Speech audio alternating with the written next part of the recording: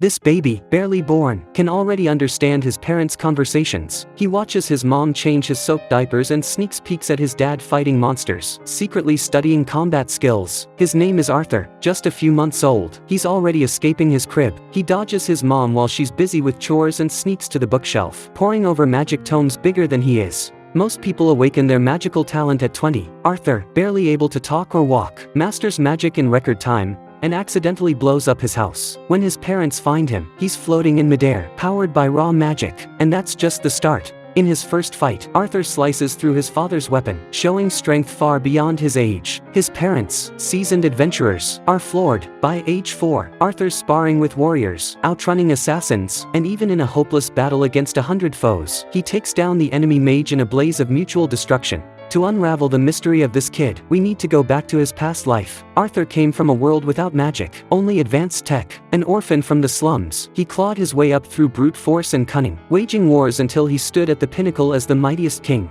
But that life was brutal, constantly dodging assassins. Arthur found death a relief. Reborn in this new world as a newborn, he thought it was a dream, until he noticed something wild. His parents wield magic, a power he'd never seen. This world teems with monsters and adventurers, some so strong they rival fighter jets. Arthur feels a spark of joy, thrilled by this strange world and the warmth of family. In his past life, he knew only bloodshed and betrayal, with no one to trust. Now, he has Reynolds and Alice, parents who adore him. Arthur cherishes this new life. While other babies are busy wetting diapers, he's training his bladder control and devouring books about this world. The continent is home to humans, elves, and dwarves, all thriving on magic with no trace of tech.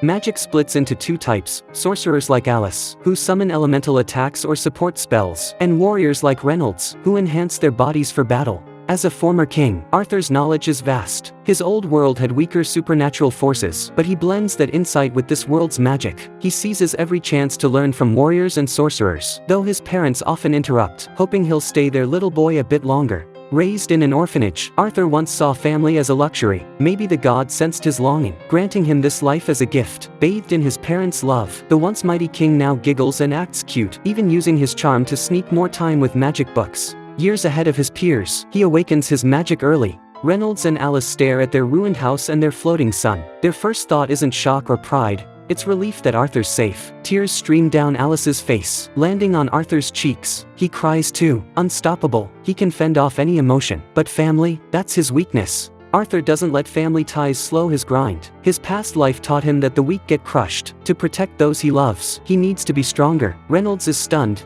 At 4, Arthur's already terrifyingly powerful. In their first sparring match, Arthur snaps his dad's weapon in half. This sparks a rift between Reynolds and Alice. Reynolds wants to send Arthur to train with elites for a brighter future. Alice, worried he's too young to fend for himself, refuses to let him go. Sensing the tension, Arthur suggests they all travel together. His parents, unable to part with him, agree instantly. They call on old adventurer allies to escort them to a distant city. The team's stacked, every class covered. Most are warm toward Arthur, except for Jasmine, the quiet assassin who keeps her distance. The journey opens Arthur's eyes. In his past life, he zipped around in high-speed airships. Now, a slow carriage lets him soak in the scenery. Reynolds and Alice's caution proves wise. On day 1, monsters attack, the team's synergy shines, and the weak creatures fall in 3 rounds, ending up as dinner. The trip reveals something else. Alice is a rare healing mage. Her powers are so valuable she hides them from strangers to avoid being snatched by shady organizations. She fled to the countryside for peace. After dinner, the warrior Adam spars with Arthur.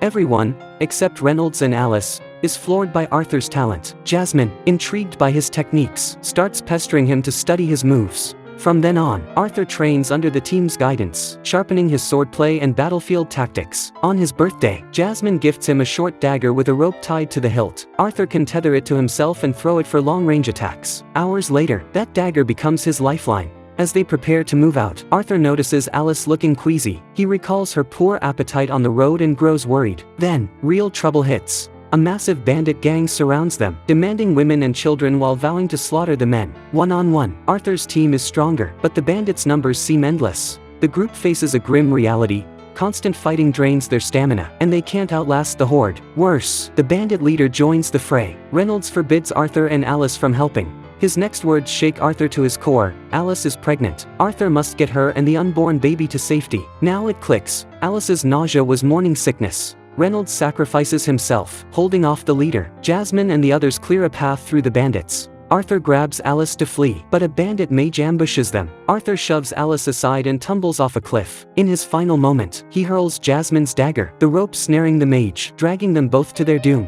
The world goes silent. Arthur can't hear Alice's screams. Tears stream down his face. He doesn't fear death, only leaving his parents and the sibling he'll never meet. He clings to this hard-won happiness, desperate to hold on. When Arthur comes to, he's in a strange cave. A massive creature looms before him. He attacks, but she swats him away effortlessly. Thankfully, she's not hostile. She gathers fruit, insisting he eat before asking questions. Munching, Arthur learns her name, Sylvia. She shares good news. His parents escaped safely. Tears fall as Arthur thanks her sincerely. Sylvia explains she's bound to the cave, using magic to monitor the outside. The area crawls with monsters and bandits, so she needs time to prepare a teleportation spell for Arthur. Beyond that, she's tight-lipped, her identity a mystery. Sylvia shows off a jaw-dropping skill, casting spells while gathering magic, boosting her endurance in battle. Arthur begs to learn, eager to wipe out his enemies. Sylvia flicks him away, unimpressed by his answer. Under her guidance, Arthur gains clarity. In his past life, he was a king, but Parliament ran the show. He was more a general, waging wars until he burned out and abdicated.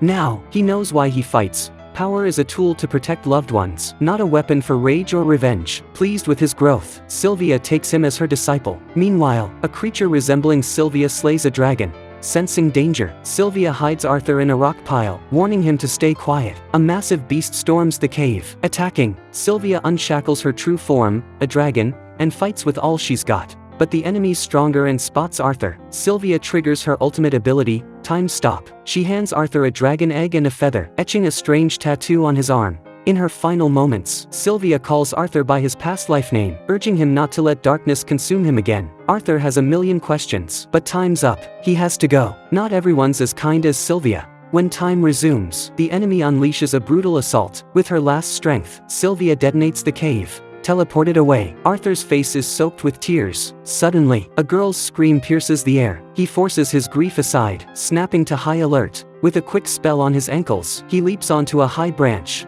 Arthur soon spots the source. A group of slavers has captured an elf girl, having been separated from his parents during a bandit attack. Arthur knows he could have ended up enslaved like her, but he refuses to let fear take over. Channeling Sylvia's teachings, he calms himself and trails the slavers, waiting for a chance to act. Night falls. Arthur deliberately hurls a stone at the slaver's mount, luring one enemy to investigate alone. In a flash, he kills two of them. The third dodges a fatal blow and shouts a warning to his comrades. The fourth slaver, the strongest, gives Arthur no edge in the fight's early moments. After several brutal close-quarters exchanges, Arthur nearly gets caught, but as the mightiest king in his past life, his battle-honed instincts kick in. With a masterful display, he takes down all his foes. Arthur frees the elf girl, learning her name is Tesha. She was snatched by slavers while playing. Ever considerate, Arthur covers the slavers' bodies with cloth to spare the young elf trauma. Though he planned to search for his parents, he can't leave Tesha to fend for herself. Especially after Tesha risks attack to free the slaver's mount. Her kindness convinces Arthur to play the hero and escort her home.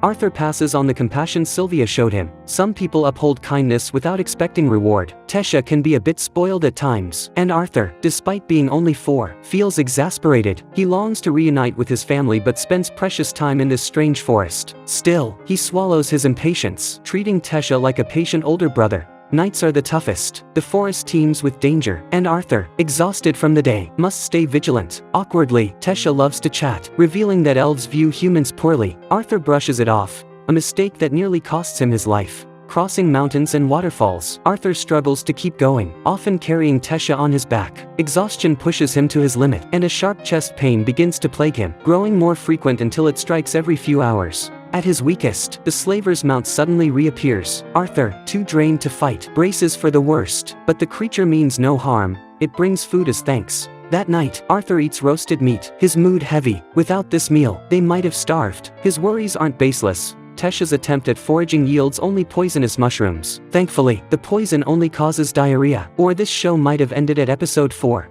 Arthur, who survived bandits, feels like Tesha's antics might be the death of him. Overwhelmed by fatigue, he falls asleep without keeping watch for the first time. The good news, just as his body hits its breaking point, they reach the entrance to the elven kingdom. Tesha is thrilled. Arthur's expression, however, is grim. The moment he steps into the elven kingdom, soldiers arrest him, branding him an intruder and preparing to execute him. He looks to Tesha for help, but her strange expression sends a chill through him. In that instant, Arthur's haunted by memories of betrayal from his past life. He suspects Tesha, like other elves, despises humans and has discarded him now that he's served his purpose. Chaos erupts. Tesha frantically stops the soldiers from killing Arthur, and her family appears. Arthur is stunned to learn her parents, Alduin and Muriel, are the elven king and queen. The most formidable figure is Tesha's grandfather, Verion. His reason overrides his hatred of humans, and he halts Alduin's order to execute Arthur, insisting on investigating what happened between Arthur and Tesha. Arthur senses that with Verion present, he might escape death. As he follows Tesha for questioning, he encounters the Elven Kingdom's architecture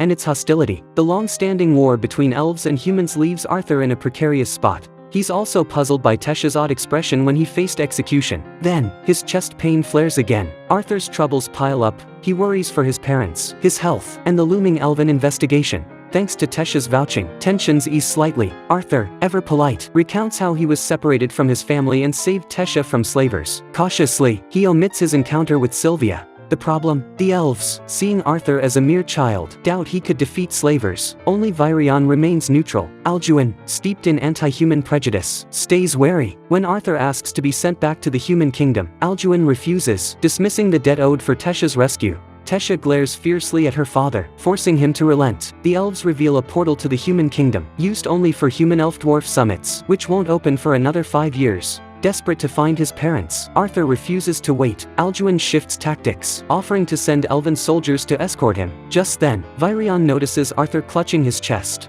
That night, the pain worsens. Arthur steps outside for fresh air, hoping to ease it. He spots Tesha with her parents, their warmth a stark contrast to his loneliness. Tesha notices his gloom and, to cheer him up, playfully squishes his face. Arthur regrets suspecting Tesha of betrayal. Her pure kindness proves she'd never harm him. His past life's betrayals have made him overly suspicious. Suddenly, Verion feigns an attack on Tesha, confirming Arthur's magical talent. Verion tosses Arthur a sword to test his true strength. During their clash, Verion is astonished. Arthur's combat skills, paired with his talent, surpass many seasoned warriors. He even protects Tesha mid-fight. In a moment of carelessness, Verion is outmaneuvered by Arthur's sneak attack. Verion, eager for another round, is stopped by Tesha. He admires Arthur and hints at taking him as a student, warning that refusal means death. Arthur collapses, his mind conjuring another version of himself, tormented by pain. A mysterious beast looms ahead, but before he can make sense of it, Tesha wakes him. Tesha, worried for his health, shares news.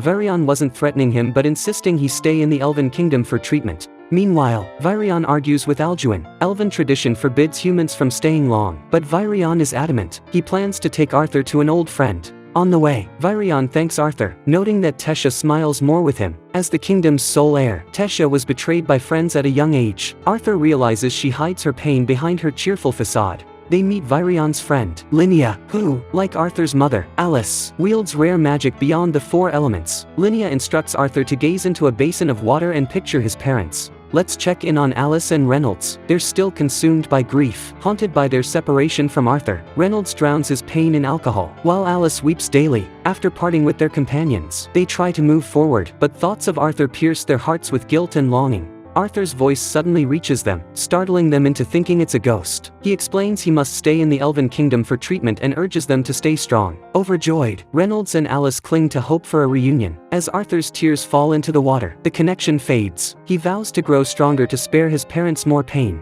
The final hurdle is convincing Alduin. Verion promises to oversee Arthur as his mentor, ensuring he poses no threat to the elves. Tesha stresses they owe Arthur for saving her. Under pressure from his father and daughter, Alduin relents, allowing Arthur to stay, a historic step toward human-elf harmony that would shock other kingdoms. Hand in hand with Tesha, Arthur finally takes in the Elven Kingdom's beauty. In his past life, he chased strength, neglecting life's deeper joys. His mood sours when elven kids, raised to see humans as savages, mock Tesha for befriending him. Arthur, with his past life adult wit, won't stay quiet. He outsmarts the ringleader, Phyllis, in a verbal spar. Furious, Phyllis challenges him to a duel, threatening to tarnish Virion's name if Arthur refuses. The elven adults, hoping to see Arthur lose, don't intervene, but the fight is one-sided. Without even using magic, Arthur knocks Phyllis out with a single punch. The gap in their skill is staggering. After these hiccups, Arthur faces a new trial. He's inherited a beast's will, causing his chest pain. It's not all bad. Training with Verion could turn this power into a weapon. Arthur is eager, sensing this life will outshine his last.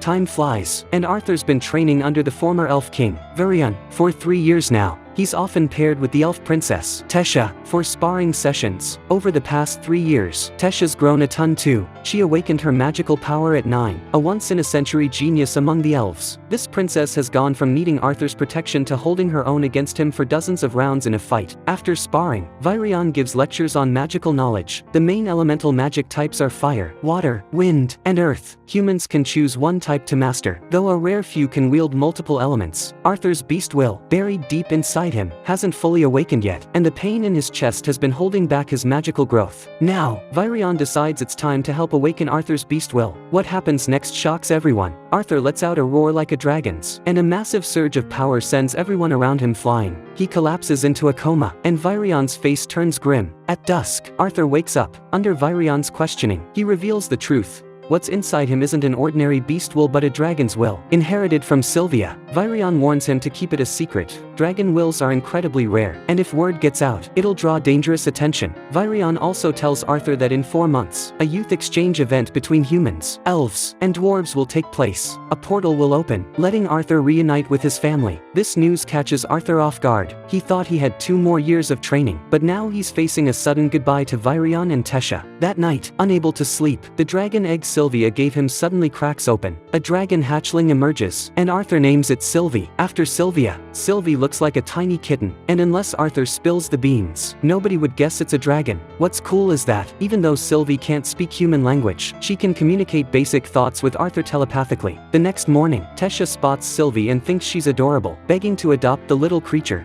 Verion, with his vast knowledge, instantly recognizes Sylvie as a dragon. He warns Arthur again to pass her off as an ordinary magical beast to outsiders. With Arthur's time in the Elven Kingdom running short, Verion kicks off some intense training. For the first time, the former elf king shows his full strength, overwhelming Arthur with immense pressure. Now that the dragon will is awake, the pain in Arthur's chest is gone, and he throws himself into training harder than ever. As the day of his departure nears, a small incident pops up. Arthur gets provoked by Phyllis again. Compared to 3 years ago, the gap in their strength is even wider now, and Arthur easily takes down the elf boy. Phyllis respects Arthur's power, and the two clear up their misunderstanding, becoming friends. But Tesha, Arthur's other friend, isn't in high spirits. With their separation looming, she's been down, often crying alone. Arthur notices something's off with the princess and pays her a late-night visit. They return to the forest where they first met 3 years ago, hoping to create a special memory. Under the starry sky, with a campfire crackling, the boy and girl talk softly, the night breeze carrying a hint of sweetness. For once, Tesha sleeps soundly. The day of parting finally arrives. Tesha shows up at the last moment, despite her fear of goodbyes, unable to resist seeing Arthur one more time. They share a final embrace as the portal opens. When Arthur reunites with his parents, there's a bit of awkwardness at first, followed by overwhelming joy. It's been 3 years, and all 3 of them, Arthur, Reynolds, and Alice, look different now. Arthur's got a new little sister, Eleanor, who's instantly drawn to Sylvie and warms up to Arthur because of her. Arthur shares his adventures with his parents but, for safety, leaves out his encounter with Sylvia and introduces Sylvie as just an ordinary magical beast. Reynolds fills Arthur in on his own life. He's now training security personnel at a high-end auction house and living at the home of the owner, Vincent. Magical power is divided into 6 levels, each with 3 stages. Reynolds is at level 3. Stage 1.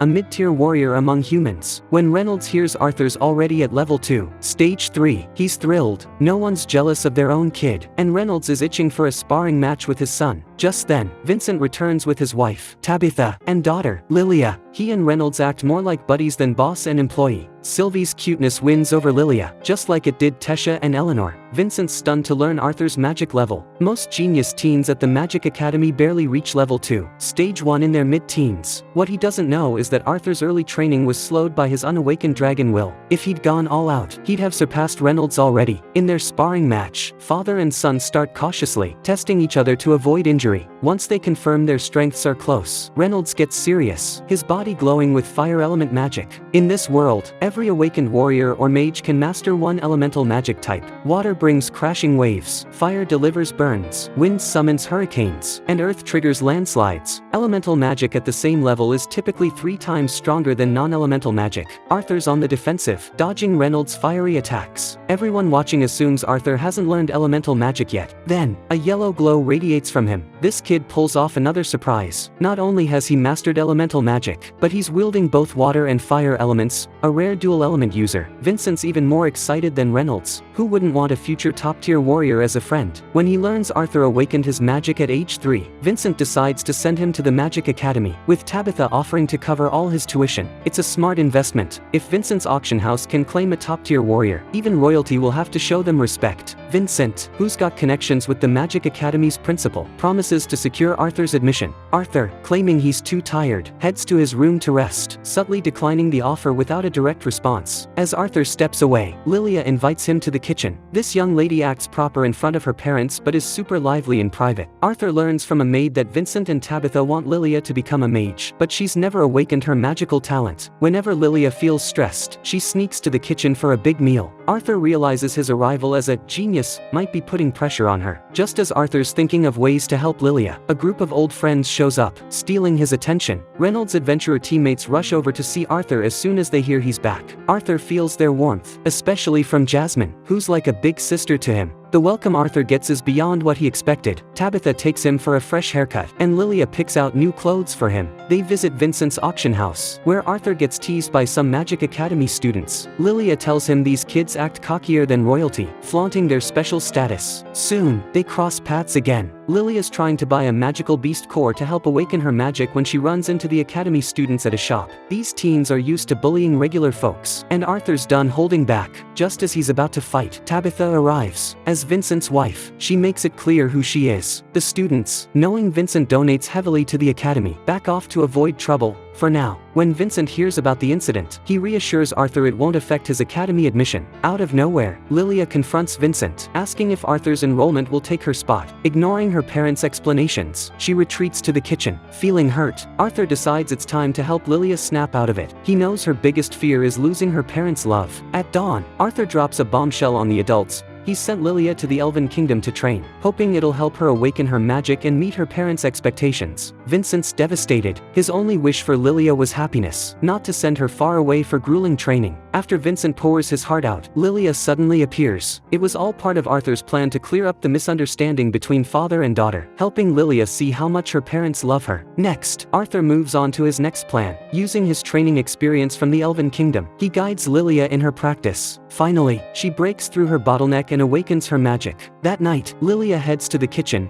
not to stress eat, but to celebrate. That's the recap for episodes 7 to 9. Arthur's return to the human world stirs up some trouble, and he's bound to clash with those Magic Academy students. With his current strength, those kids don't stand a chance. Only true powerhouses, like whatever mysterious creature took down Sylvia, can be considered Arthur's real enemies. The Magic Academy is just a stepping stone. The real adventure's just getting started. Want to know what happens next? Subscribe to my channel, and let's dive into this epic fantasy journey together.